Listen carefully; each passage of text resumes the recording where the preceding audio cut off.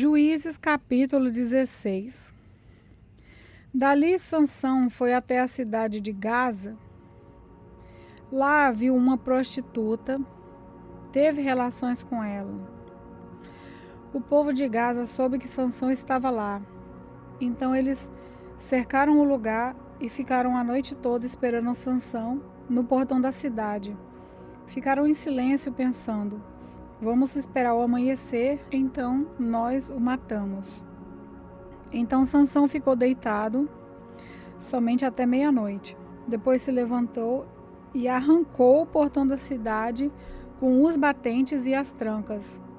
Pôs tudo nos ombros e carregou para o alto do monte que está em frente à cidade de Hebrom.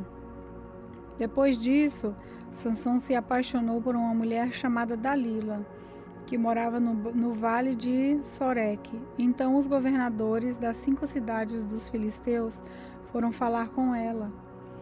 Eles disseram assim: dê um jeito de Sansão contar para você, porque é tão forte, e como é que o podemos dominar, amarrar e deixar sem defesa.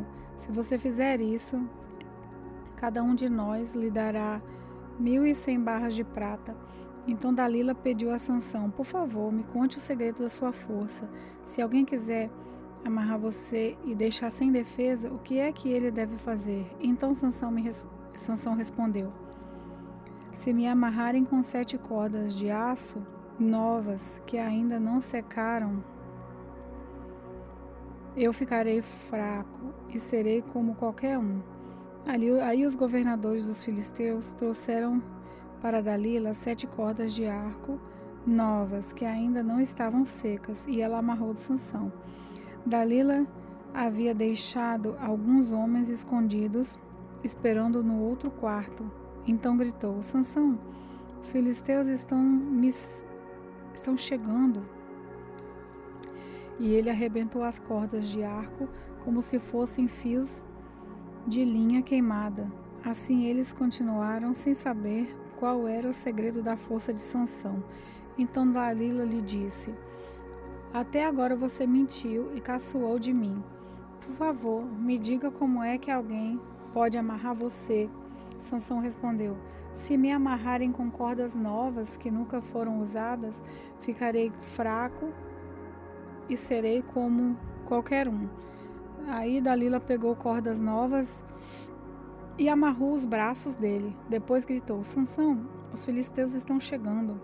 Os homens estavam novamente escondidos, esperando no outro quarto, mas Sansão arrebentou as cordas como se fossem fios de linha. E Dalila disse: você continua mentindo para mim. Diga como é que alguém pode amarrar você. Ele respondeu: se você tecer num tear as 7 tranças do meu cabelo e prendê-las com um prego grande de madeira, eu ficarei fraco e serei como qualquer um. Então Dalila fez com que Sansão dormisse. Quando ele adormeceu, ela pegou e teceu as 7 tranças dele num tear e prendeu-as com um prego grande de madeira. Depois gritou: Sansão, os filisteus estão chegando. Mas ele se levantou, arrancou o prego e tirou o cabelo do tear. Então ela disse: por que você diz que me ama, se isso não é verdade? Você me fez de boba 3 vezes e até agora não me contou por que é tão forte. E ela continuou a perguntar isso todos os dias. Sansão ficou tão cansado com a insistência dela que já não aguentava mais e acabou lhe contando a verdade. O meu cabelo nunca foi cortado, disse ele. Eu fui dedicado a Deus como nazireu desde nascimento. Se o meu cabelo for cortado, perderei a minha força, ficarei fraco e serei como qualquer um. Quando Dalila percebeu que ele tinha dito a verdade, mandou o seguinte recado aos governadores filisteus: voltem de novo. Agora ele me disse a verdade. Então eles vieram e trouxeram o dinheiro. Ela fez com que Sansão dormisse no seu colo Em seguida chamou um homem e ele cortou as 7 tranças de Sansão. Aí Dalila começou a provocá-lo, mas ele havia perdido a sua força. Ela gritou: Sansão, os filisteus estão chegando. Ele se levantou e pensou: eu me livrarei como sempre. Sansão não sabia que o Senhor o havia abandonado. Os filisteus o pegaram e furaram os seus olhos.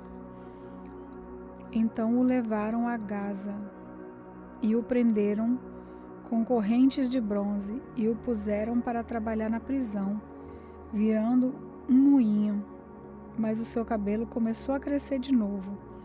Os governadores filisteus se reuniram para fazer uma festa e oferecer um grande sacrifício a seu deus Dagom. Eles cantavam: o nosso Deus entregou o nosso inimigo Sansão nas nossas mãos. O povo, quando viu Sansão, cantou louvores a Deus Dagom, assim: o nosso Deus entregou nas nossas mãos o inimigo que destruía a nossa terra e matava muitos dos nossos. E no meio daquela alegria disseram: chamem Sansão para ele nos divertir. Trouxeram Sansão para fora da cadeia e se divertiram à custa dele. Depois o colocaram entre as colunas do templo.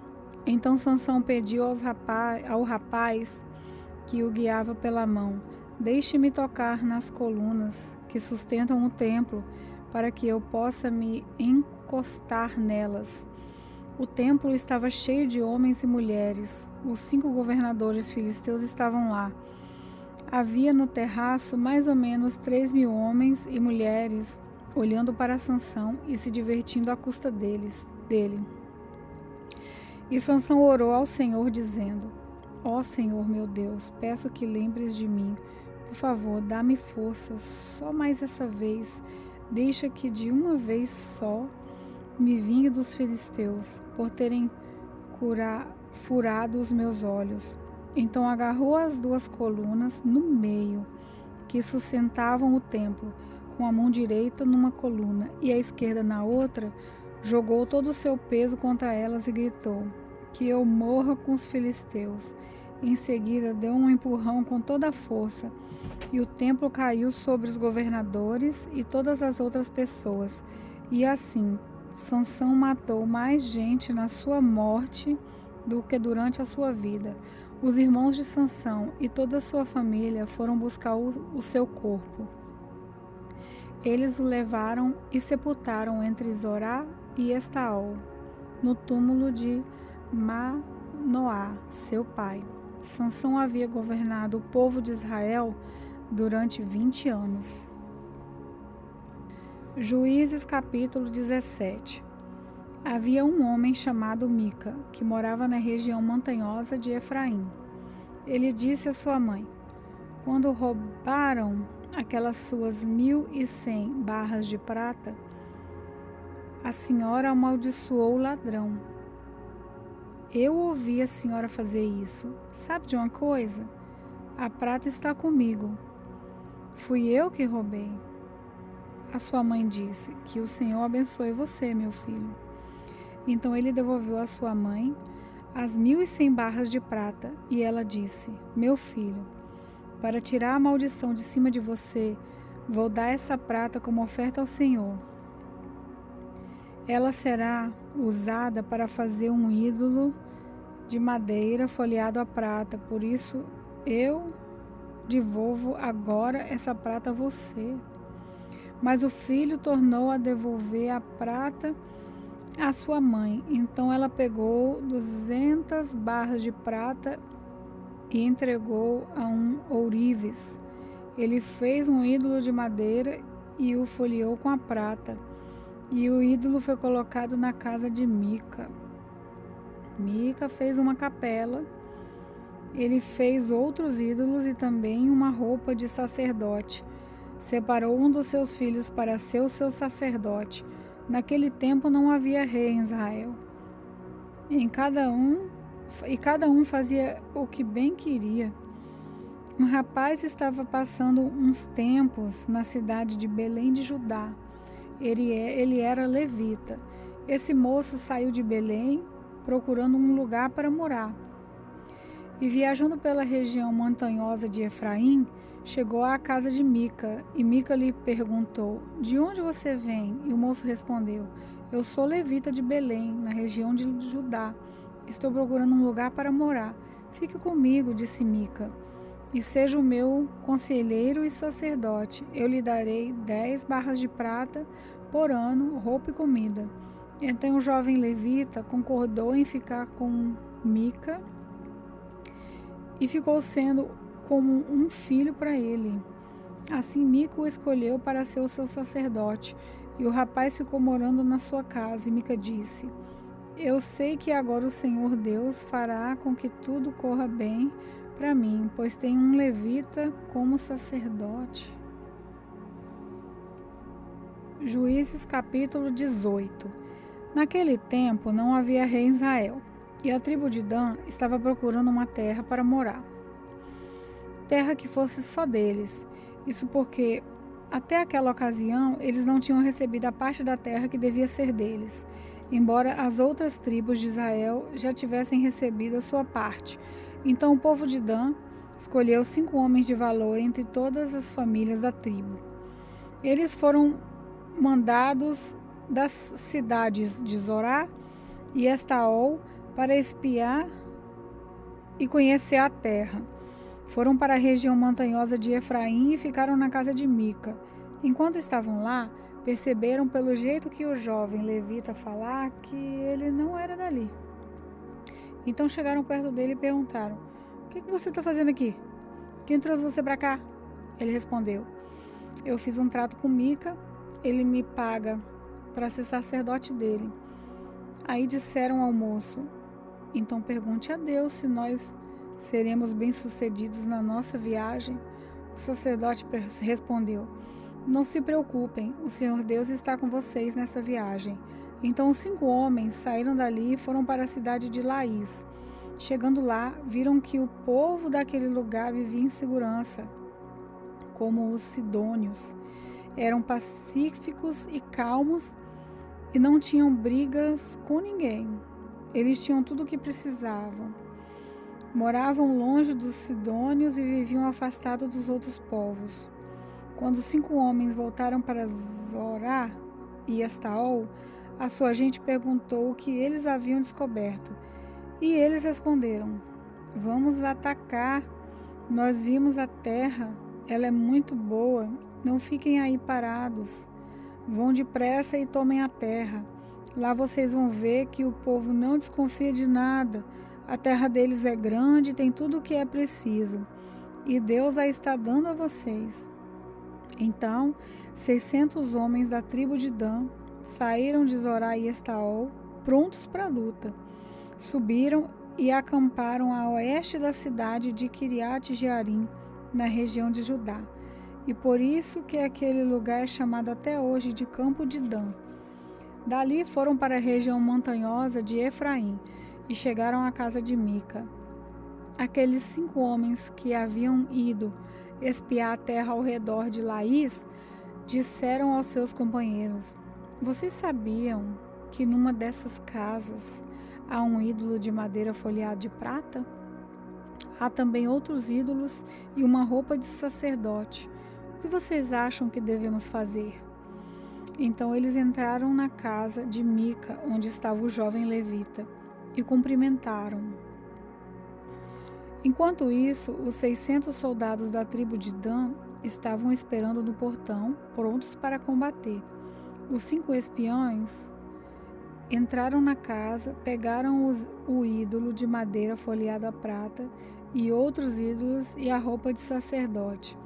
O sacerdote tinha ficado no portão com os 600 soldados armados.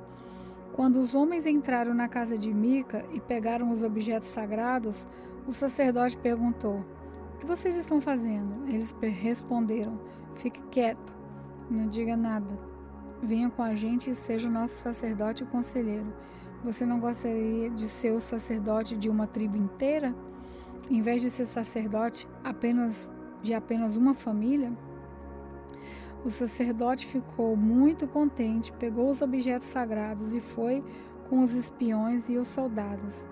Eles deram meia volta, puseram na frente as crianças e o gado e os seus bens e partiram. Já estavam longe quando os vizinhos de Mica, que haviam sido chamados para lutar, alcançaram os homens da tribo de Dan. Estes, ao ouvirem os gritos dos que vinham atrás deles, deram meia volta e perguntaram a Mica: "O que há? Para que toda essa gente?" Ele respondeu: "Você ainda me pergunta? O que é que há? Vocês me tomaram os deuses que eu fiz e os meus sacerdotes foram embora. O que sobrou para mim?" Os homens de Dan disseram: "É melhor você não falar mais nada, porque esses homens podem ficar zangados e acabar atacando vocês. Nesse caso, você e toda a sua família morreriam." Depois de disserem isso, os homens de Dan partiram. Mica viu que eles eram mais fortes, então voltou para casa.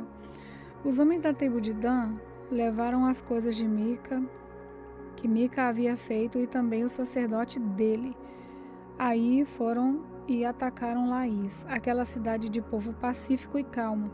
Mataram seus moradores e queimaram a cidade. Não havia ninguém para salvar aquela gente, pois Laís ficava longe de Sidom e eles não tinham contato com outros povos. A cidade ficava no vale, perto de Bet-Reob. A tribo de Dan construiu de novo Laís e ficou morando ali. Deram à cidade o nome de Dan, porque assim se chamava o fundador da tribo, que era filho de Jacó. E os homens de Dan levantaram o ídolo para adorá-lo. Jonatas, filho de Gerson e neto de Moisés, foi sacerdote da tribo de Dan. Ele e os seus descendentes foram sacerdotes da tribo até que o povo foi levado como prisioneiro para fora da sua terra. E o ídolo feito por Mica ficou com eles durante todo o tempo em que a casa de Deus esteve em Siló.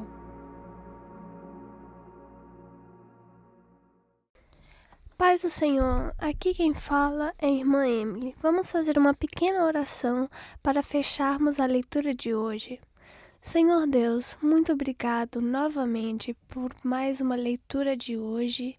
Obrigado que o seu Espírito Santo está nessas leituras e que na Bíblia o Espírito Santo está agindo e o Espírito Santo está também agindo em nossos corações. Obrigado por tudo, em nome de Jesus, amém.